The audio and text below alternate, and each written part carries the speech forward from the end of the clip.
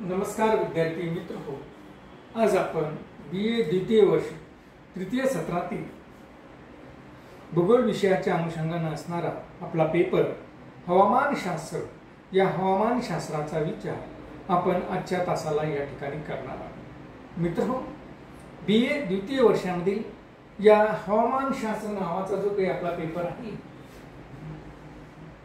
BA द्वितीय वर्षातील हवामानशास्त्र नावाचा जो काही आपला पेपर आहे, हा हवामानशास्त्र नावाचा हा पेपर आणि या पेपरचा असलेलं जे काही एक महत्त्वपूर्ण अशा प्रकारचं अंग आहे, हवामानाचं एक महत्त्वपूर्ण अंग ज्याला आपण वायुभार असं म्हणतो।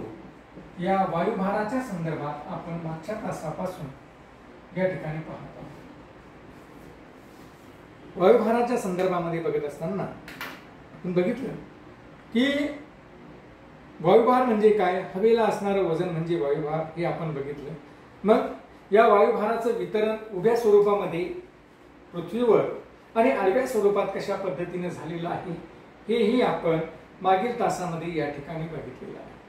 त्याचबरोबर आपण या ठिकाणी बघत असताना बघितलं की हे जे काही हवामान शास्त्रातील वायुभार आहे, हा वायुभार हा प्रामुख्याने या ठिकाणी जे काही झालेले वितरण आहे, या वितरणावर परिणाम करणारे घटक कोणते हेही घटक आपण बघितले आणि वायुभार पट्ट्याचं होणारं विचलन कशा प्रकारचं आहे, वायुभार पट्टे कशा पद्धतीने सरकतात हे आपण मागच्या तासामध्ये बघण्याचा प्रयत्न या ठिकाणी करत होतो। आपण बघितलं खास करून की 21 जून या दिवशी वायुभार पट्ट्याची असणारी स्थिती, त्यानंतर 21 मार्च आणि 22 सप्टेंबरची असणारी स्थिती आणि त्यानंतर 21 डिसेंबर या दिवशीची वायुभाराची वातावरणातील असणारी स्थिती किंवा पृथ्वीवरील असणारी स्थिती ही या ठिकाणी आपण बघितली आणि आपल्याला असं दिसलं की 21 मार्च आणि 22 सप्टेंबर या दिवशी पृथ्वीवर ज्या पद्धतीची वातावरणाची स्थिती असते, आपण या ठिकाणी बघितलं की साधारणतः 0° ते 5° दोन्ही गोलार्धामध्ये कमी दाबाचा पट्टा निर्माण झालेला असतो। त्याचबरोबर उत्तर गोलार्धात आणि दक्षिण गोलार्धामध्ये 25° अक्षवृत्त उत्तर व 25° अक्षवृत्त दक्षिण ते 35° अक्षवृत्त उत्तर आणि 35° अक्षवृत्त दक्षिण यांच्या दरम्यान जास्त दाबाचा पट्टा किंवा जास्त दाबाचा प्रदेश त्या ठिकाणी निर्माण झालेला आपल्याला दिसून येतो। त्यानंतर आपण बघितलं की तिसरा जो काही पट्टा आपल्याला या वायुदाबाचा जो दिसतो तो म्हणजे दोन्ही गोलार्धामध्ये, खास करून उत्तर गोलार्धाचा जर आपण विचार केला तर 55° उत्तर ते 65° उत्तर यांच्या दरम्यान व दक्षिण गोलार्धाचा विचार केल्यास 55° दक्षिण अक्षवृत्त ते 65° दक्षिण अक्षवृत्त यांच्या दरम्यानच्या प्रदेशामध्ये एक कमी दाबाचे केंद्र त्या ठिकाणी निर्माण झालेले आपल्याला दिसून येतात। आणि त्यानंतर आपल्याला असं दिसतं की दोन्ही गोलार्धाच्या ध्रुवाजवळ उत्तर ध्रुव असेल किंवा दक्षिण ध्रुव असेल, याजवळ जास्त प्रकारच्या थंडीमुळे, थंड हवामानामुळे त्या ठिकाणी जास्त दाबाचा प्रदेश निर्माण झालेला आपल्याला दिसून येतो। ही झाली वायुभार पट्ट्याची सर्वसामान्य स्थिती।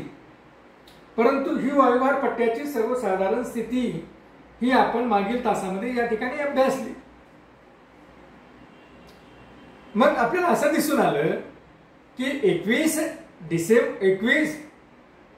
21 जून या दिवशी ज्यावेळेस सूर्य हा कर्कवृत्ताच्या अनुषंगाने जातो, म्हणजे सूर्याचं बासमान भ्रमण हे कर्कवृत्ताच्या अनुषंगाने घडून येतं, त्यावेळेस उत्तर गोलार्धामध्ये आपल्याला असं दिसतं किंवा संपूर्ण पृथ्वीवर भारपट्टे हे उत्तरेच्या दिशेला सरकलेले आपल्याला दिसतात की जो पूर्वी 0° ते 5° अक्षवृत्ताच्या दरम्यान उत्तर गोलार्धामध्ये असणारा वायुभार पट्टा कमी दाबाचा आता तो 0° ते 10° अक्षवृत्ताच्या दरम्यान सरकला जातो उत्तरेकडे.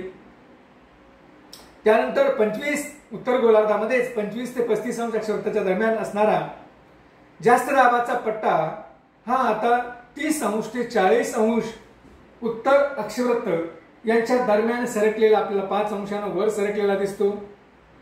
तशाच पद्धतीने की जो 55° ते 65° अक्षवृत्ताच्या दरम्यान उत्तर गोलार्धातील असणारा हा पट्टा 21 जून या दिवशी 60° ते 70° उत्तर अक्षवृत्त यांच्या दरम्यान सरकलेला आपल्याला दिसून येतो. आणि उत्तर गोलार्धातील असणारा जास्त दाबाचा पट्टा हा फक्त ध्रुवाजवळच थोड्याफार प्रमाणात केंद्रित झालेला आपल्याला दिसतो. म्हणजे अशा पद्धतीने मित्र हो, या ठिकाणी उत्तर गोलार्धामध्ये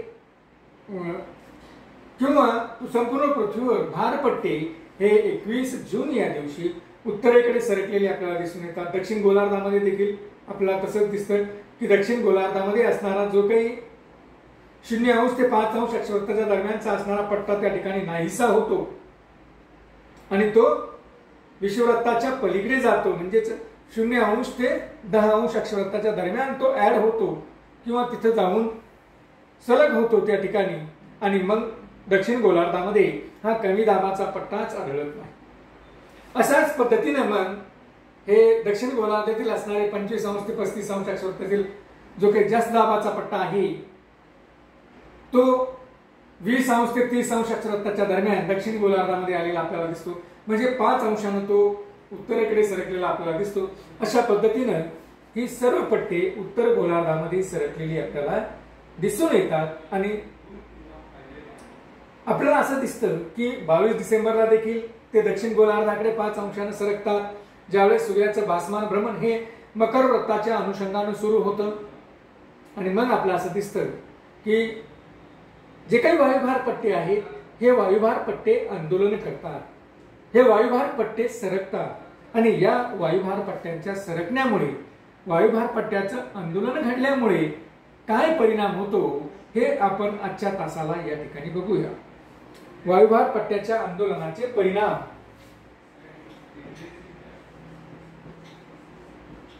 वायुभार पट्ट्याच्या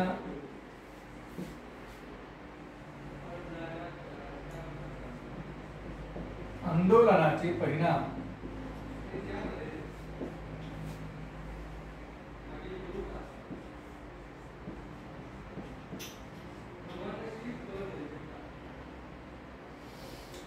वायुभार पट्ट्याच्या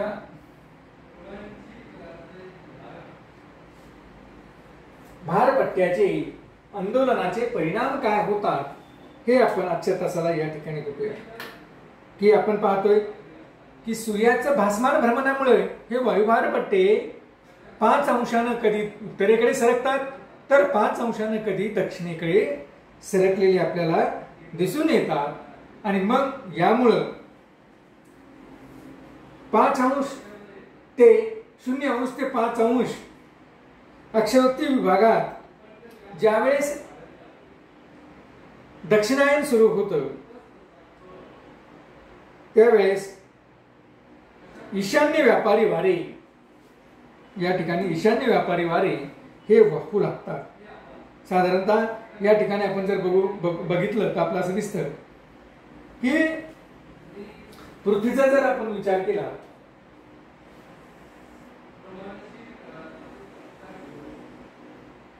ही पृथ्वी आहे असं जर आपण गृहीत धरलं तर या जे काही 5° अक्षवृत्ताच्या दरम्यान इथं 5° दक्षिण अक्षवृत्ताच्या दरम्यान जर आपण बघितलं तर ज्यावेळेस दक्षिणायन सुरू होतं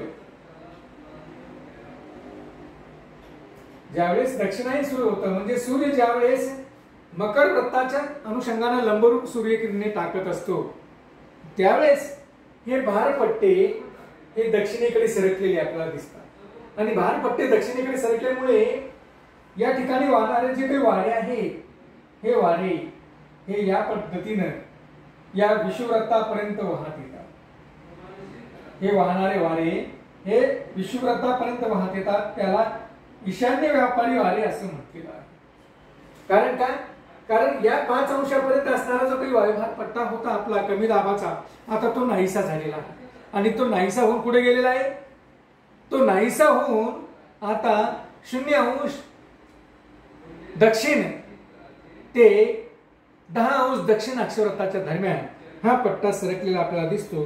आणि या सरकल्यामुळे त्या ठिकाणी ईशान्य मान्सून वारे किंवा ईशान्य व्यापारी वारे हे या ठिकाणी सुरू झालेले आपल्याला दिसून येतात. त्याचबरोबर ज्यावेळेस 5 अंश 0 अंश ते 5 अंश अक्षवृत्ताच्या दरम्यान उत्तरायण सुरू होतं, त्यावेळेस उत्तरायणामध्ये आपल्याला असं दिसतं की भारपट्टे हे उत्तरायणामध्ये भारपट्टे हे विषुववृत्ताच्या उत्तर दिशेला 5 अंशांनी सरकलेले असतात. आणि उत्तरेत या ठिकाणी 5 अंशांनी म्हणजे 0 अंश ते 10 अंश अक्षवृत्ताच्या दरम्यान कमी दाबाचे पट्टे हे या ठिकाणी निर्माण झालेले असतात. आणि कमी दाबाचे पट्टे हे या ठिकाणी निर्माण झाल्यामुळे जो 5 अंश अक्षवृत्तापर्यंतचा हवेचा कमी दाबाचा पट्टा निर्माण झालेला होतो, तो पट्ट्याचं रूपांतर आता या ठिकाणी आग्नेय व्यापारी वारे त्याची जागा घेतात. आणि या ठिकाणी आग्नेय व्यापारी वारे या ठिकाणी उत्तरायणामध्ये हे आग्नेय व्यापारी वारे या 0 अंश ते 5 अंश अक्षवृत्ताच्या दरम्यान आपल्याला वाहताना दिसतात. म्हणजे कमी दाबाचा पट्टा नाहीसा होऊन त्या ठिकाणी हे वारे वाहताना आपल्याला त्या ठिकाणी दिसतात. तर अशा पद्धतीचं परिणाम हा या ठिकाणी झालेला आपल्याला दिसून येतो. दोन्ही गोलार्धात उष्णकटिबंधात 5 अंश ते 20 अंश अक्षवृत्ताच्या दरम्यान मोसमी हवामानाचे प्रदेश निर्माण झालेले आहेत. मित्रहो, या ठिकाणी जर आपण बघितलं तर आपल्याला असं दिसतं की दोन्ही गोलार्धामध्ये 5 अंश ते 20 अंश अक्षवृत्ताच्या दरम्यान मोसमी प्रकारचे विशिष्ट मोसमामध्ये वाहणारे वारे या ठिकाणी निर्माण होतात. म्हणून मोसमी प्रकारचं हवामान या प्रदेशामध्ये निर्माण झालेलं आपल्याला दिसून येतं. तसंच दोन्ही गोलार्धात 30 अंश ते 35 अंश अक्षवृत्ताच्या दरम्यान किंवा 30 अंश ते 35 अंश अक्षवृत्ती विभागामध्ये खंडाच्या पश्चिम भागात, जो खंडाचा पश्चिम भाग आहे दोन्ही गोलार्धामध्ये, त्यामध्ये हिवाळी पावसाळी प्रदेश निर्माण झालेला आहे. त्या ठिकाणी हिवाळी पश्चिम भागामध्ये हिवाळी पावसाळी प्रदेश निर्माण झालेला आहे किंवा निर्माण होतो. व त्यांना आपण भूमध्य सागरी हवामानाचे प्रदेश असं म्हणतो. म्हणजे 30 ते 35 अंश अक्षवृत्ताच्या दरम्यान दोन्ही गोलार्धामध्ये एक अशा प्रकारचं हवामान निर्माण होतं, अशा प्रकारचे वारे त्या ठिकाणी वाहतात की हे वारे खंडाच्या पश्चिम भागामध्ये हिवाळ्यामध्ये देखील पाऊस देताना आपल्याला दिसतात, ज्याला आपण भूमध्य सागरी हवामानाचे प्रदेश असं म्हणतो. आणि मित्रो, अशा प्रकारची परिस्थिती ही दोन्ही गोलार्धामध्ये निर्माण झालेली आपल्याला दिसते. ही परिस्थिती निर्माण होते ती वायुभार पट्ट्याच्या या आंदोलनामुळे, वायुभार पट्ट्याच्या या सरकण्यामुळे. त्यानंतर ज्यावेळेस सूर्य हा उत्तर गोलार्धामध्ये असतो, उत्तरायण या ठिकाणी असते, त्यावेळेस 25 ते 35 अंश अक्षवृत्ताच्या दरम्यान ईशान्य आग्नेय विभागात ईशान्येकडे आग्नेय व्यापारी वारे हे वाहू लागतात. आणि त्यामुळे देखील आपल्याला हवामानामध्ये बदल झालेला आपल्याला दिसून येतो.